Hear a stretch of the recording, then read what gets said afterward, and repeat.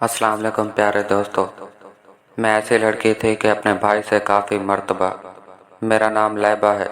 मैं लाहौर शहर में रहती हूँ। हमारी फैमिली टोटल 5 अफराद पर मुश्तमिल है। मेरे 2 भाई, मैं और अम्मी अब्बू। मेरे बड़े भाई का नाम आसिफ है और छोटे भाई का नाम इकराम है। आसिफ भाई इस्लामाबाद में जॉब करते हैं और इकराम भाई घर में ही होते हैं। आसिफ भाई की उम्र तकरीबन 25 साल है और इकराम भाई की उम्र 22 साल है। मेरे अब्बू लाहौर में कपड़े की फैक्ट्री में जॉब करते हैं। अब्बू दिन को ड्यूटी करते हैं और रात को घर पर ही होते हैं। मैं और इकराम भाई कॉलेज में पढ़ते हैं। यह उन दिनों की बात है जब मैं 17 साल की थी। मेरे इकराम भाई तकरीबन 19 साल के थे। सर्दियों के दिन थे। हमारे घर में टोटल 2 ही कमरे थे। एक में अम्मी अब्बू और दूसरे में हम बहन भाई सोते थे। इकराम भाई दिखने में काफ़ी खूबसूरत और दिलकश नौजवान है। हर लड़की मेरे भाई इकराम पर मरती है, मगर इकराम भाई किसी भी लड़की में इंटरेस्ट नहीं रखते क्योंकि वो अभी मासूम थे और उनको इन कामों में दिलचस्पी नहीं। मैं कॉलेज में पढ़ती थी, इसलिए बहुत सी लड़कियां आपस में गपशप लगाती थी। मैं भी उनमें शामिल थी। वो काफ़ी गंदी बातें करती थी। मैं भी उनके साथ गंदी बातें सुन कर काफ़ी ख़राब होने लगी थी। कॉलेज की लड़कियां बहुत ही बेशर्म तरबियत की थी। मैंने एक दिन सुना तो मेरे पैरों तले ज़मीन ही निकल गई। हम 3 सहेलियां इकट्ठे बैठी हुई थीं, तो मेरी सहेलियां बातें करने लगी। वो कहने लगी, आज अपने भाई के साथ मैच खेली हैं या नहीं। मैं उनकी बात सुनकर हैरान हो गई थी कि भाई के साथ मैच खेलना कैसा होता है। मैं उनसे पूछने लगी तो वो मेरी तरफ देखकर मुस्कुराने लगी और कहने लगी, इतनी भी मासूम ना बनो, तुम भी अपने भाई से करवाती होगी। आगे से करवाती हो या पीछे से। मैं उनको काफ़ी बातें सुनाने लगी। मैंने कहा, मैं अपने भाई को बहुत प्यार करती हूँ और मैं अपने भाई से ऐसा गलत रवैया कभी भी नहीं रख सकती। मेरी इन सहेलियों ने मुझे काफ़ी परेशान कर दिया था। वो दोनों मुझसे कहने लगे कि हम अपने अपने भाई से वो ताल्लुक़ कायम करते हैं जो मियाँ बीवी आपस में करते हैं। तुम भी कर लिया करो, क्योंकि भाई के साथ करने का अलग ही सुकून है। पटड़ियों से उतर चुकी थी और मैं भी दिमाग में सोचने लगी थी कि मेरे भाई कराम रात को मेरे साथ ही सोते हैं। मैं अपने भाई कराम को इस काम के लिए आमादा करूं। मेरी सहेलियों ने मुझे खराब करना शुरू कर दिया था। उन्होंने कहा, तुम्हारा भाई कराम भी तुम्हारे साथ कॉलेज आता है। देखो कितना खूबसूरत है और हैंडसम नौजवान है। वो तो तुम्हें इतना सुकून देगा तो तुम पागल हो जाओगे और बार बार उसके साथ करना चाहोगे। मैं भी अपनी सहेलियों की बातों में आ गई थी और मैं अपने भाई इकराम पर बुरी नज़र रखना शुरू हो गई थी। आज जब हम कॉलेज से वापस जा रहे थे तो मैंने इकराम भाई से पूछा। मैंने कहा, भाई आपने आज तक किसी लड़की को टच किया? तो इकराम भाई मेरी तरफ देखकर मुस्कुराने लगे और कहने लगे, लैबा यह तुम्हें क्या हो गया है? अचानक ऐसी बातें करना शुरू हो गई हो। मैंने कहा, इकराम भाई बस वैसे ही मजाक के तौर पर पूछ रही हूँ। इकराम भाई कहने लगे, मैंने किसी लड़की को भी आज तक टच नहीं किया और ना ही करना चाहता हूँ, क्योंकि मुझे लड़कियों में दिलचस्पी नहीं है। मैं मायूस हो गई थी क्योंकि मुझे अपना काम बनते हुए नजर नहीं आ रहा था। इकराम भाई तो कहने लगे, मुझे लड़कियों में दिलचस्पी ही नहीं, तो फिर मैं किसके साथ वो ताल्लुक़ बनाऊंगी जिससे मुझे सुकून मिलेगा। और मेरी सहेलियां तो कहती थीं कि भाई के साथ एक दफ़ा करके तो देखो, तुम्हें बहुत सुकून आएगा। हम ऐसे ही बातें करते करते घर पहुंच गए थे। इकराम भाई इस काम पर ज़रा भी रजामंद नहीं थे।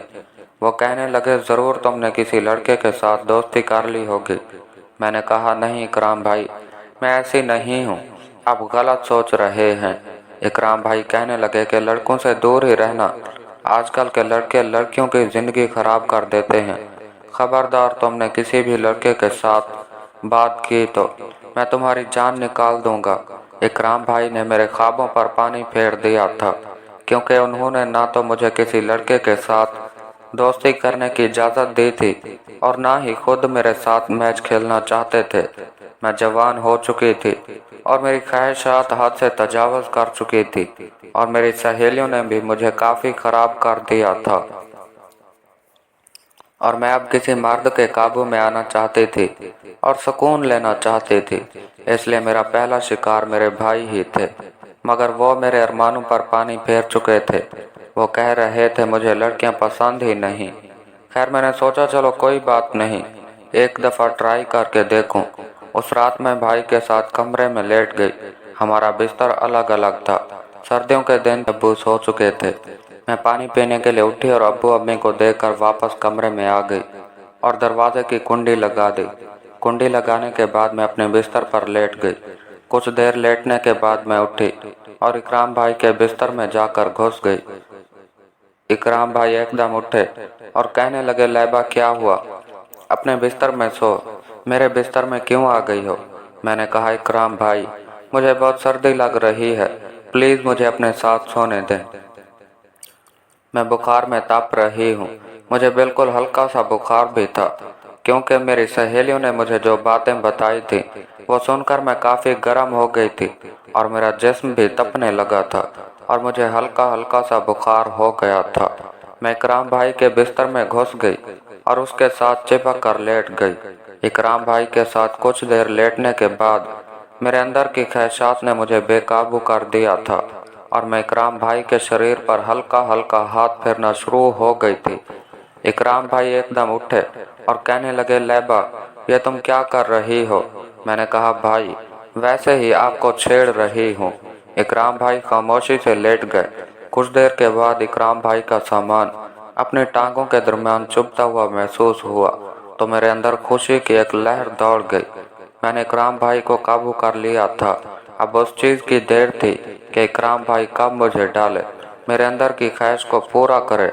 थोड़ी देर के बाद इकराम भाई ने मेरी कमर पर हाथ चलाना शुरू कर दिया और फिर क्या था, मैं तो जैसे खुशी में पागल हो गई थी और मैं आंखें बंद करके लेटी हुई थी।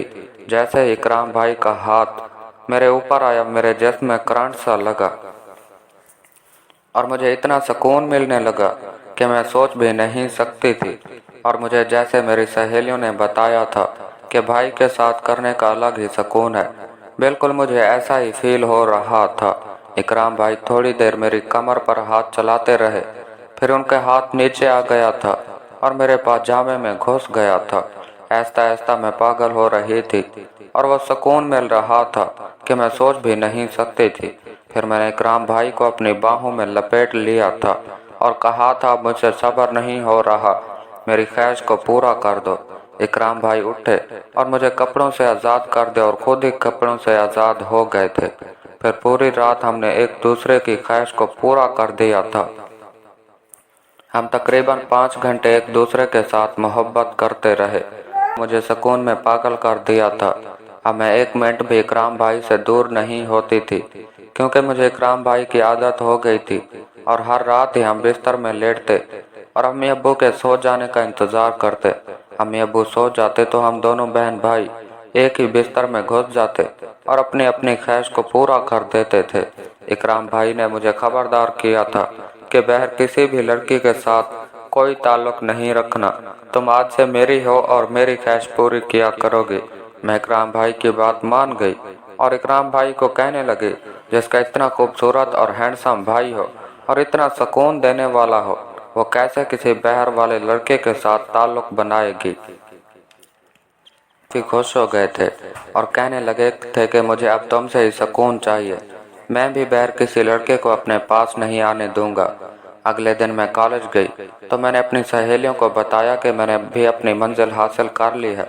वो काफ़ी मुस्कुराने लगी थी और कहने लगी, बताओ। मैंने कहा, मैंने भी भाई के साथ मैच खेल लिया और मुझे काफ़ी सुकून आया। मेरी सहेलियां कहने लगीं, फिर तो इस बात पर पार्टी बनती है। मैंने कहा, चलो। मैंने उनको गोलगप्पे खिलाए, फिर हम सब हंसी खुशी अपने अपने घर वापस आ गए। अगर वीडियो अच्छी लगी हो तो चैनल को सब्सक्राइब कीजिए और बेल आइकन को क्लिक कीजिए ताकि हमारी नई वीडियो आपको आसानी से मिल सके। शुक्रिया।